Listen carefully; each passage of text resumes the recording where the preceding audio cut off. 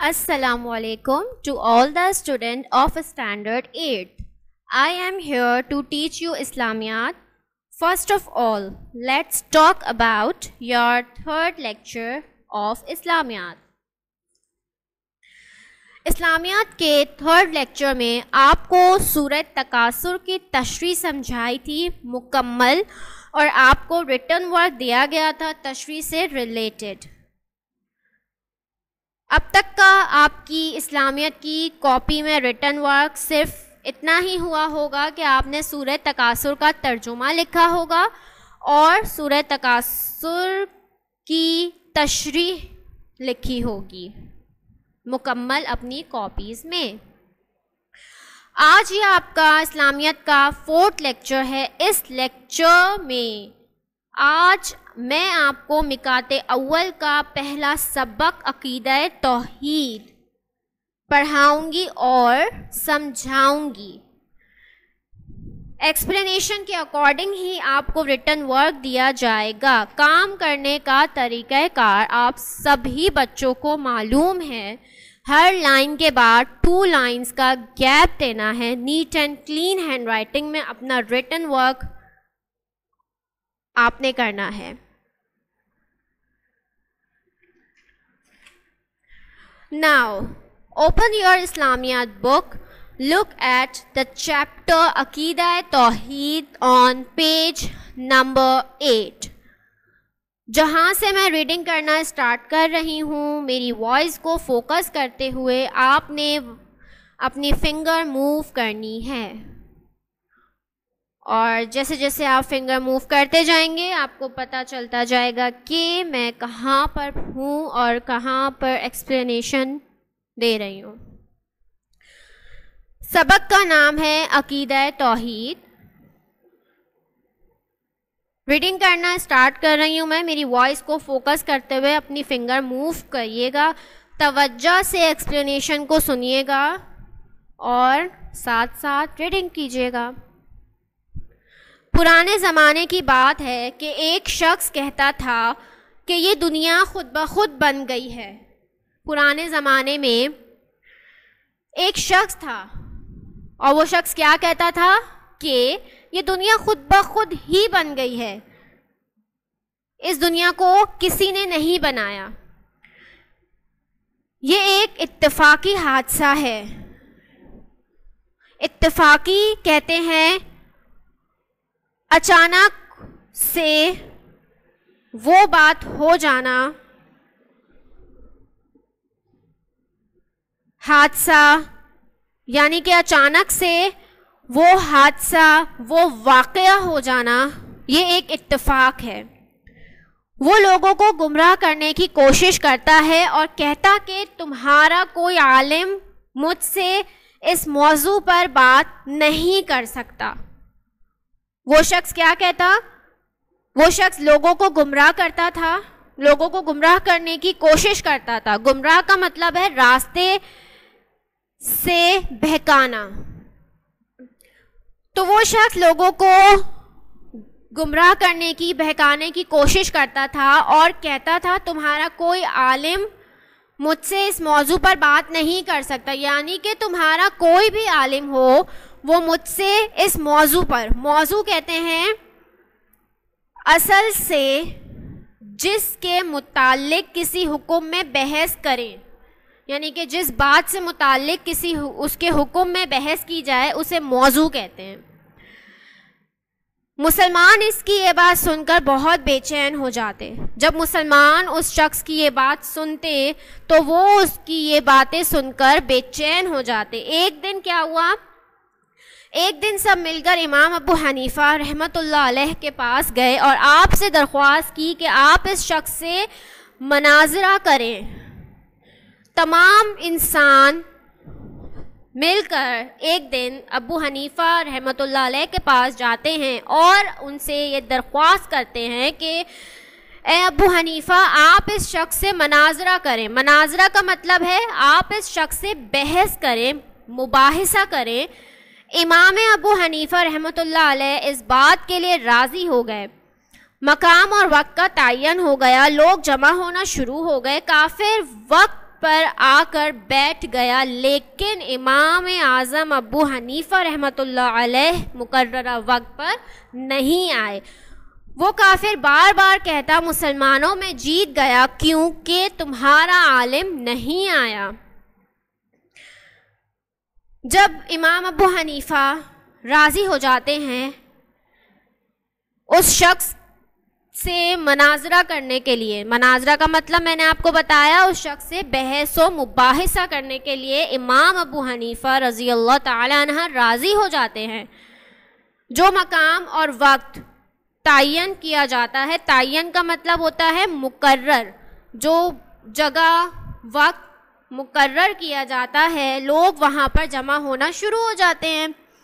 کافر بھی وقت پر اس جگہ پر اس وقت پر پہنچ جاتا ہے، لیکن امام اعظم ابو حنیفہ رحمۃ اللہ علیہ اس مقررہ وقت پر اس جگہ پر نہیں پہنچ پاتے، تو کافر اس بات پر بار بار کہتا ہے کہ میں جیت گیا ہوں کیونکہ تمہارا عالم ابھی تک نہیں آیا ہے۔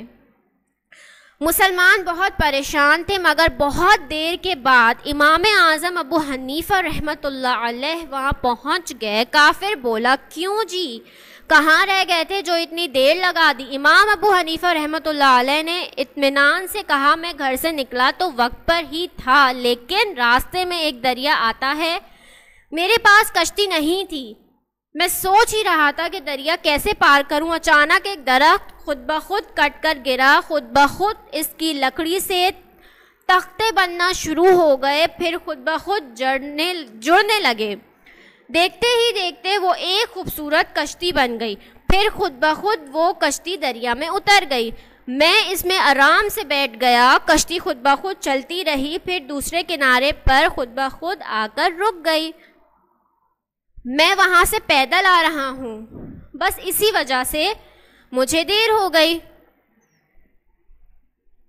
اچھا جی، یہاں تک پہلے میں آپ کو ایکسپلین کر دوں، سمجھا دوں۔ جب امام اعظم ابو حنیفہ رحمۃ اللہ علیہ اس وقت پر نہیں پہنچ سکے تو تمام مسلمان بہت پریشان ہو گئے تھے، یہ سوچ رہے تھے کہ امام ابو حنیفہ اب تک کیوں نہیں پہنچے۔ مگر کچھ دیر بعد دیکھتے ہیں کہ امام ابو حنیفہ اس مقام پر پہنچ جاتے ہیں۔ کافر امام ابو حنیفہ رحمۃ اللہ علیہ سے کہتا ہے کیوں بھائی، کیا رہ گئے، کہاں رہ گئے تھے جو اتنی دیر لگا دی آنے میں؟ تو اس پر امام ابو حنیفہ رحمۃ اللہ علیہ نے بہت ہی اطمینان سے، سکون سے کافر کو اس کی بات کا جواب دیا کہ میں تو گھر سے اپنے وقت پر نکل گیا تھا، راستے میں ایک دریا آیا تو میرے پاس کشتی نہیں تھی، میں یہ سوچ ہی رہا تھا کہ یہ جو دریا آیا ہے میں اسے کیسے پار کروں گا، تو اچانک ایک درخت خود بخود کٹ کر گر گیا اور خود بخود ہی اس کی لکڑی سے، درخت کی لکڑی سے تختے بننا شروع ہو گئے اور آپس میں خود بخود جڑنے لگے۔ دیکھتے ہی دیکھتے حضرت امام ابو حنیفہ رحمۃ اللہ علیہ بتاتے ہیں کہ دیکھتے ہی دیکھتے وہ ایک خوبصورت کشتی بن گئی، پھر خود بخود کشتی دریا میں اتر گئی۔ امام ابو حنیفہ رحمۃ اللہ علیہ اس میں آرام سے بیٹھ گئے۔ اس کے بعد سب لوگ حیرت سے منہ کھولے یہ باتیں سن رہے تھے۔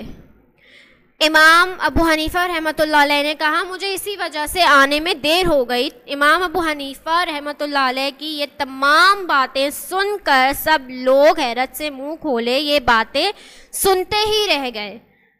وہ کافر یہ سن کر زور زور سے ہنسنے لگا۔ اس کافر نے جب امام ابو حنیفہ رحمۃ اللہ علیہ کی یہ تمام گفتگو سنی تو وہ زور زور سے ہنسنے لگا اور کافر نے کہا لو بھائی مسلمانوں سنو ذرا اپنے امام کی باتیں، کیا کبھی ایسا بھی ہوتا ہے؟ یہ سب جھوٹ ہے۔ کافر نے کہا یہ جتنا کچھ امام ابو حنیفہ رحمۃ اللہ علیہ نے آپ کو بتایا ہے کہ وہ وقت پر اپنے گھر سے نکلے، راستے میں ایک دریا آتا ہے، وہ یہ سوچتے ہیں کہ وہ اس دریا کو کیسے پار کریں گے؟ ان کے پاس کشتی نہیں ہے. پھر ایک درخت کا خود بخود گر کر کٹنا شروع ہونا، تختے بننا، ان کو جڑنا، پھر ان کا اس کشتی میں سوار ہو کر اس مقام پر پہنچنا. کافر کہتا ہے کہ یہ ساری باتیں جھوٹ ہیں، خود بخود کشتی نہیں بن سکتی. امام اعظم ابو حنیفہ رحمۃ اللہ علیہ نے نہایت تحمل سے فرمایا، امام نے نہایتی تحمل یعنی کہ صبر اور آرام سے فرمایا، اے نادان انسان. اس کافر سے مخاطب ہو کر وہ کہتے ہیں، اے نادان انسان، جب ایک کشتی خود بخود بن ہی نہیں سکتی تو یہ بتا کہ اتنی بڑی دنیا خود بخود کیسے بن سکتی ہے. امام اعظم ابو حنیفہ رحمۃ اللہ علیہ کی بات اس کافر کے دل میں اتر گئی. جب امام ابو حنیفہ رحمۃ اللہ علیہ اس کافر سے کہتے ہیں نا کہ جب یہ کشتی خود بخود نہیں بن سکتی تو یہ دنیا خود بخود کیسے بن جائے گی، ان کی یہ بات اس کافر کے دل میں اس طرح اتر گئی اور وہ اپنے عقیدے سے توبہ کر کے مسلمان ہو گیا. یعنی کہ جو پرانا اس کا عقیدہ تھا اس نے اس عقیدے سے توبہ کی. عقیدے کا مطلب ہوتا ہے دل میں جمایا ہوا ایمان یا یقین. اس نے اس سے توبہ کر لی اور وہ مسلمان ہو گیا. تھوڑی سی عقل رکھنے والا انسان بھی دنیا کی تمام چیزوں پر نظر کر کے یہ جان سکتا ہے، جو شخص جو آدمی تھوڑی سی عقل رکھتا ہے وہ بھی دنیا کی تمام چیزوں پر اگر نظر رکھے تو یہ جان سکتا ہے کہ بے شک یہ آسمان و زمین، ستارے اور سیارے، انسان و حیوان اور تمام مخلوق کسی نہ کسی کے بنانے سے ہی پیدا ہوئے ہیں. آخر کوئی ہے جس نے سب کچھ پیدا کیا ہے اور وہ اللہ ہے. جب ہم کسی الماری یا کرسی وغیرہ کو دیکھتے ہیں تو فوراً سمجھ لیتے ہیں کہ ان کو کسی کاریگر نے بنایا ہے. کاریگر کا مطلب ہوتا ہے دستکار یا ماہر. اگرچہ ہم نے اپنی آنکھ سے اسے بناتے ہوئے نہ دیکھا ہو. کوئی بھی انسان ہو، کوئی بھی آدمی ہو، اگر وہ تھوڑی سی بھی عقل رکھے نا تو وہ اس دنیا کی تمام چیزوں پر نظر کر کے یہ جان سکتا ہے کہ آسمان و زمین، ستارے اور سیارے، انسان و حیوان، ان تمام مخلوق کو کسی نہ کسی نے تو پیدا کیا ہے، کسی نہ کسی نے تو ان کو بنایا ہے. یہ خود سے تو اس دنیا میں نہیں آئے. اب وہ کون ہے جس نے ان کو بنایا ہے؟ اللہ تعالیٰ ہے. وہ ایک اکیلا اللہ تعالیٰ ہے جس نے سب کچھ پیدا کیا ہے. اور ویسے بھی جب ہم کسی الماری یا کرسی کو دیکھتے ہیں تو یہ سوچتے ہیں کہ اس کو کسی دستکار نے بنایا ہوگا، کسی کاریگر نے بنایا ہوگا، اگرچہ ہم نے اسے اپنی آنکھوں سے بنتا ہوا نہ دیکھا ہو. اس عظیم و شان کائنات کا بنانے والا خدا صرف اور صرف ایک ہی ہے، کیونکہ اگر خدا دو یا اس سے زیادہ ہوتے تو جس طرح ایک بادشاہ کی دوسرے بادشاہ سے لڑائی ہو جاتی ہے اور وہ ایک دوسرے کے ملک کو تباہ کر دیتے ہیں، اس طرح کائنات میں بھی یہی ہوتا. کائنات کا نظام درہم برہم ہو جاتا. درہم برہم کا مطلب ہے بکھرا بکھرا ہو جاتا کائنات کا نظام. یہ پوری دنیا، یہ پوری عظیم و شان کائنات کو بنانے والا صرف اور صرف ایک ہی خدا ہے جس نے اس پوری کائنات کو بنایا ہے. جو اس پوری کائنات کے نظام کو لے کر چل رہا ہے وہ صرف ایک اکیلا اللہ تعالیٰ ہے. اگر نعوذ باللہ یہ خدا دو ہوتے یا اس سے بھی زیادہ ہوتے تو جس طرح ایک بادشاہ کی دوسرے بادشاہ سے لڑائی ہو جاتی ہے نا، جس ملک میں دو بادشاہ ہوتے ہیں ان کی آپس میں لڑائی ہو جاتی ہے، وہ ایک دوسرے کے ملک کو تباہ کر دیتے ہیں، کوئی بھی کسی کا فیصلہ نہیں مانتا، کوئی بھی کسی کے فیصلے پر راضی نہیں ہوتا. اسی طرح سے کائنات میں بھی یہی ہوتا. کائنات کا نظام بھی اسی طرح سے بکھرا بکھرا درہم برہم ہو جاتا. اسی لیے قرآن مجید میں اللہ تعالیٰ نے یہی بات ارشاد فرمائی ہے، وَإِلَٰهُكُمْ إِلَٰهٌ وَاحِدٌ لَا إِلَٰهَ إِلَّا هُوَ الرَّحْمَٰنُ الرَّحِيمُ. اور تمہارا خدا ایک خدا ہے، اس کے سوا کوئی خدا نہیں، وہ نہایت مہربان، بہت رحم فرمانے والا ہے.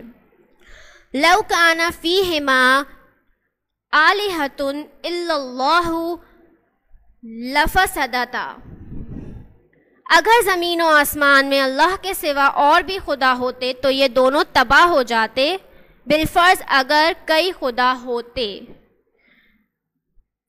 اذا لذهب كل إله بما خلق ولعلى بعضهم على بعض سبحان اللہ عما یصفون۔ تب تو ہر ایک خدا اپنی اپنی مخلوق کو لے کر چل دیتا اور یقیناً وہ ایک دوسرے پر غلبہ حاصل کرتے اور پوری کائنات میں فساد برپا ہو جاتا۔ اللہ ان باتوں سے پاک ہے جو وہ کافر اور مشرک بیان کرتے ہیں۔ ان تمام باتوں سے ثابت ہوا کہ اس کائنات کو بنانے والا ایک اللہ ہے۔ اس پوری کائنات کو صرف اور صرف ہمارے خدا نے بنایا ہے، اس کا کوئی ہمسر یا شریک نہیں ہے۔ ہمسر کا مطلب ہوتا ہے برابر، ہم رتبہ۔ اس پوری کائنات کا کوئی بھی ہم رتبہ نہیں ہے۔ اس پوری کائنات کو بنانے والا صرف اور صرف اللہ تعالیٰ ہے۔ اس بات کا زبان سے اقرار کرنا اور دل سے ماننا توحید پر ایمان لانا کہلاتا ہے۔ اگر ہم اس بات پر اقرار کریں اور دل سے اس بات کو مان لیں کہ اس پوری کل کائنات کو بنانے والا، اس پوری کل کائنات کے نظام کو چلانے والا ایک اللہ ہے، تو یہ کہلاتا ہے توحید پر ایمان لانا۔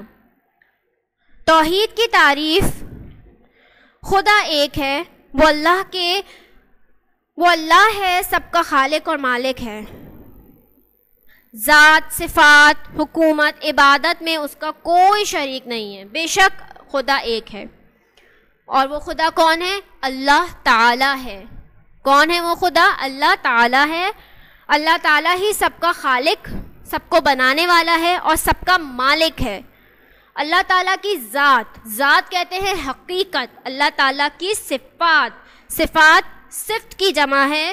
صفت کہتے ہیں جس کسی بھی چیز کو لے کر اس کی خاصیت معلوم کرنے کو صفت کہا جاتا ہے۔ اللہ تعالیٰ کی ذات، اللہ تعالیٰ کی صفات، اللہ تعالیٰ کی حکومت اور اللہ تعالیٰ کی عبادت میں اس کا کوئی شریک نہیں ہے۔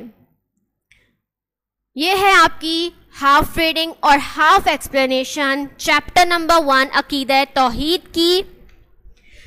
اسی ریڈنگ اور اسی ایکسپلینیشن سے ریلیٹڈ آپ کو ریٹن ورک دیا جائے گا۔ اب تک کے ریٹن ورک میں آپ نے سورہ تکاثر کا ترجمہ اور اس کی تشریح کی ہوگی۔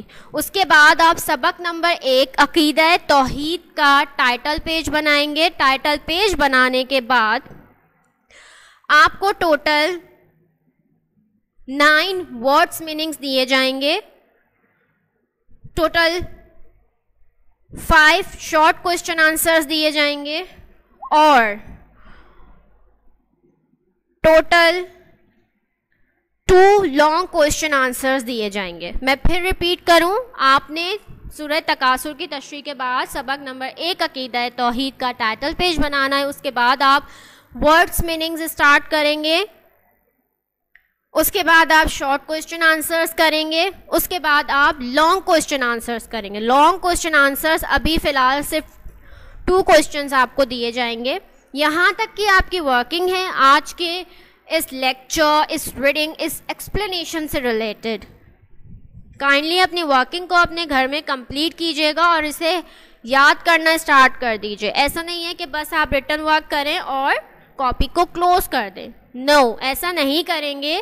آپ نے ہینڈ ٹو ہینڈ، ہاتھ کے ہاتھ لیکچرز کے حساب سے، چاہے وہ کوئی بھی لیکچر ہو، اپنی تیاری بہت اچھی رکھنی ہے، یاد کرتے رہیے اسے۔ عقیدہ توحید کی ریڈنگ کرنی ہے آپ نے، اور جو ایکسپلینیشن آپ کو دی گئی ہے اسے سمجھنا ہے، اور جتنا ریٹن ورک آپ کو دیا جائے گا وہ آپ نے اپنے گھر میں نیٹ اینڈ کلین ہینڈ رائٹنگ میں ہر لائن کے بعد 2 لائنز کا گیپ دے کے کمپلیٹ کرنا ہے۔